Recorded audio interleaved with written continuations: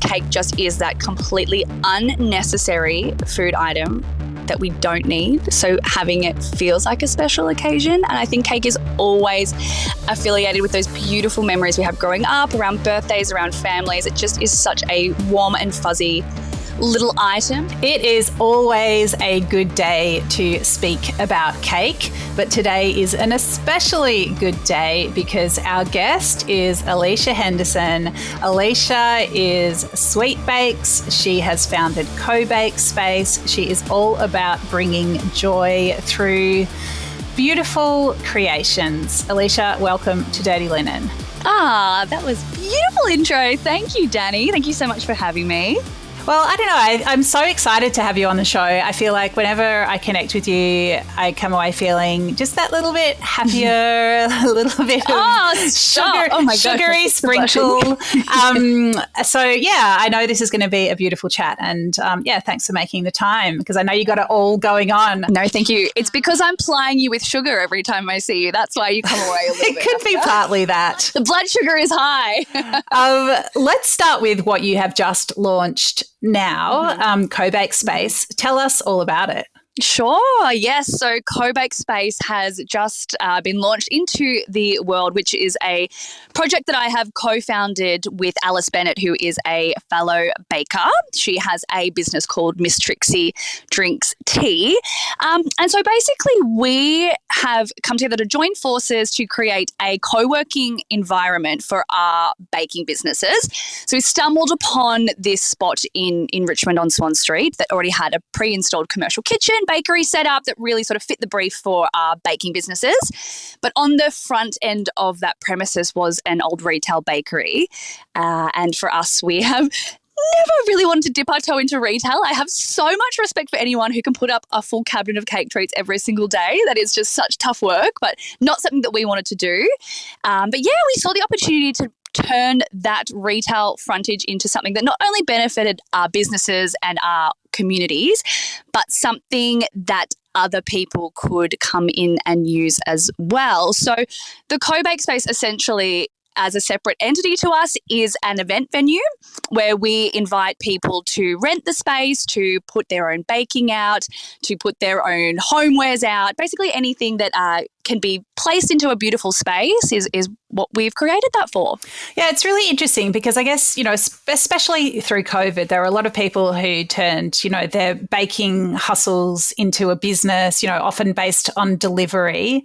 But it feels like you've sort of taken that next step, but also plugged a gap for creatives who want to do their thing, but perhaps aren't far enough along the track to rent their own space. Like, what is the gap? What's the gap you're filling? Yeah, well, that's how we're thinking of it as well. I mean, we are really fortunate that both of our businesses are extremely busy. Like we are so under the pump every day with cake, which we're extremely grateful for. But even so, being that busy, the viability of having a space by yourself it doesn't really feel possible for a lot of baking businesses. It's pretty hard. So sharing the space for us helps us out. But then, giving that opportunity to people who won't ever be busy enough or perhaps don't want to be big enough to have their own bricks and mortar shop, this kind of bridges that gap for people. And there's not really a lot of spaces, I don't even think in Melbourne or alone, but in the country where we've done the fit out for you. If you go to a market stall or any of those sort of events, you're still expected to merchandise what it would be that you would set up, and that's really expensive.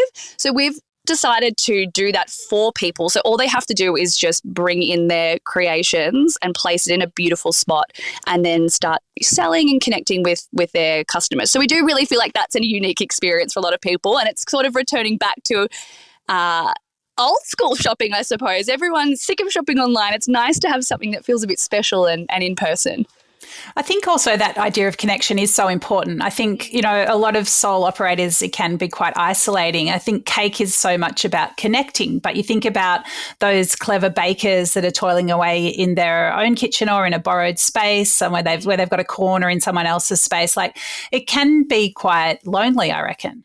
Oh, definitely. I would say that most people who are in the cake world are working by themselves. I've only just taken on staff this year, and it's my 10th year in business, so I certainly know what it feels like to be isolated in a kitchen. So, yeah, having that opportunity to meet face-to-face with your audience is really beautiful. And I suppose serve in a different format too. For me, people have only been able to order through me if they were ordering whole cakes, and that's quite an expensive thing and for a special occasion. Now, having this space that's quite flexible, I can serve things by the slice, and just invite a different audience in who maybe don't have an occasion or the budget to spend something larger. They can just pop down for a piece of cake, which is a lovely thing.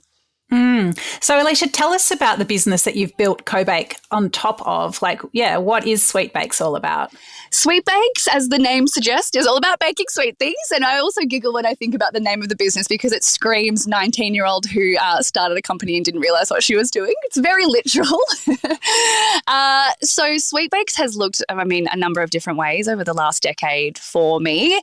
Originally, I was on the plight to create the best wedding cakes the country had ever seen, and I felt like I really gave that a good crack of doing the weddings and event industry for a long time until I got the sense that I was going to burn myself out doing that line of work.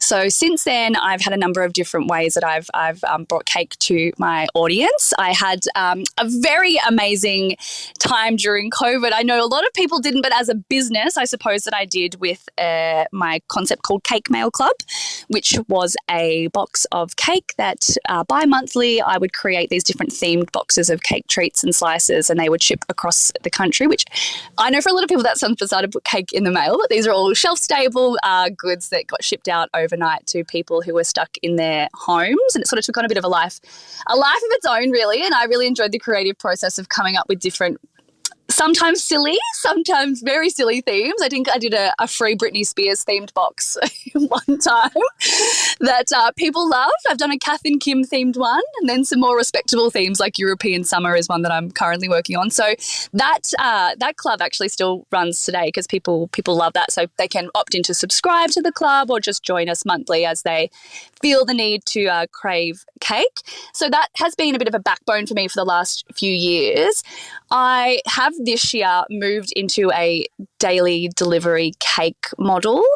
I sort of thought about it at my previous kitchen. I was in Kilsyth, which was quite far away from where I live and a bit hard for my business model to thrive, I suppose, because I wanted people to have cake every single day of the week, and I just couldn't get couriers to come out there as frequently as I needed them to. So moving to Richmond, I was able to bring that daily delivery model up and running, and it's been launched into the world this year and has started to take off, which is very exciting. I think that I want people to think about cake instead of sending a bunch of flowers or a gift. I think sending a little cake out with an appropriate message is really what I'm trying to get people to think about. Yeah, I love thinking about that. And Alisha, how would you describe your style as a cake creator? Mm-hmm. I think it's always very, very playful. I do a lot of hand painting on my cakes. I suppose that's probably what is unique about my business. A lot of it is illustrated or hand painted cakes. So you're keeping it very fun and pretty and playful and never, ever, ever taking it too seriously, I think, is always the objective. I've just put a cake up online last week where I painted a prawn onto a cake and the message said, "You're shrimply the best." And I find that hilarious. So I'm like, that's the style of cake that we're going with. Do you, thinking back to the wedding cake days, which, there is a lot riding on those cakes, are you able to be a lot more playful these days? Yeah, and I think that doing the wedding cakes makes me realise I was trying to be taken seriously, I suppose, as someone who was very young and trying to gain respect in the industry. I'm like, okay, well, the way to do that will be making my cakes look very simple and serious, and maybe people think that I'm older than I am because I don't know who was trusting a 20-year-old to make a wedding cake, but thank you to the people that did. So now that I am more confident in myself and I've got more experience, I'm like, no, that's not actually who you are. Just let the cakes reflect reflect you. And that's, not taking anything too seriously, that's for sure. And Alisha, let's talk about how you got into this all in the first place. Give us a bit of backstory.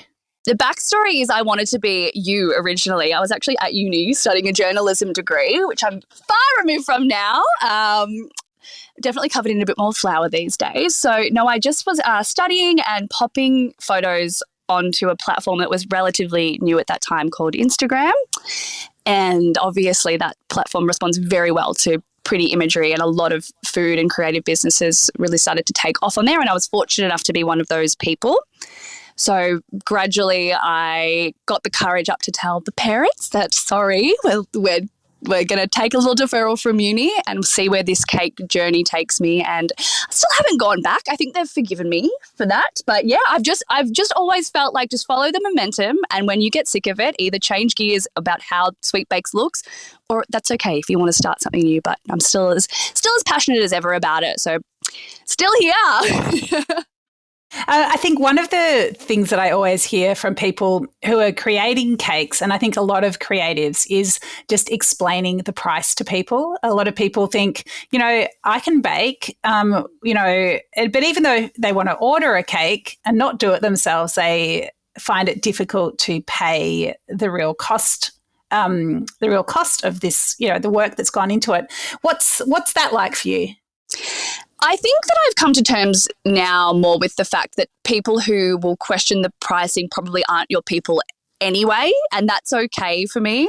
I dare say anyone who has attempted to make an elaborately decorated cake are the people that then order from you because they realise how hard that may be. I've really enjoyed inviting people to see the behind the scenes of what it is they do, so they do grasp just the amount of effort that goes into each thing. So I do spend a lot of time intentionally sharing behind the scenes of my day-to-day, so people, I think, can really justify the price of those things in their mind. I will say, though, I'm very aware of, I suppose, what's going on around me, far removed from the kitchen. I try to be respectful of the economy, or just maybe if people are holding on to their pennies a little bit tighter, and not to undercut myself ever, but to give people options that will maybe be a bit more sensitive to what is going on out there too. So like those mini cakes, I suppose now people don't have to spend $300 to access a product from me. There's things that start from, $55, $60. It's a little bit more in tune with budgeting. Yeah, that's really interesting. And I mean, do you feel like that's something that you're seeing across the cake world? I think it's catching on. Absolutely. It is a bit of a trend, and I would hope that it would be. It does make it harder, obviously, because you have to produce more volume, which is where I'm currently at. I've got a business that needs to be extremely busy to be more profitable. So for me, that's something that I'm thinking about. I don't necessarily encourage that from other cake businesses. If doing a specialty product and just a few of them a week is what they're inclined to do, then that absolutely works. But for me, it's about accessing more people at a lower price point at the moment. And what about the balance between beauty, creativity and flavour, like the actual cake? Like, what's your feeling about that? I have very strong feelings that cake has to taste as good as it looks, of course. And I find it so funny that I think, transformed a lot of people's opinions that they don't like cake into, this cake is pretty good. So there must be some bad cakes floating about out there. I think I'm going to have to blame Woolies for the mud cake there, for tarnishing the reputation of all cake. But I think that I like to find my groove in. I will never say that my cakes are extremely fancy. I don't profess to be a pastry chef. I'm completely self-taught in what I do, and you're not going to see me scouring the globe for rare ingredients to put in my cakes. That's just a level that I won't go to. But at the same time, I do take a lot of pride of what is in the layers of my cakes. And I think my brain, because I'm such a foodie person, I'm inspired by a lot of other chefs and other industries for what I'm putting in my cake. But it's got to taste good. I just think that's so silly when you just look at something and you might as well get an art sculpture if you're not going to eat it and enjoy it. So no, the insides have to be just as delicious. Well, I reckon wedding cakes are a little bit responsible for that as well. The fruitcake ruined a lot for people, and the marzipan. Yes, that's true. I don't think I've ever made a fruitcake, and I refuse to. So we've got a lot of undoing, I think. I would say that I don't think that there's any fruitcakes floating around now. I think there's a lot of people taking the insides of cakes very seriously. Yeah, as indeed they should. So what about, like, I love the shrimp.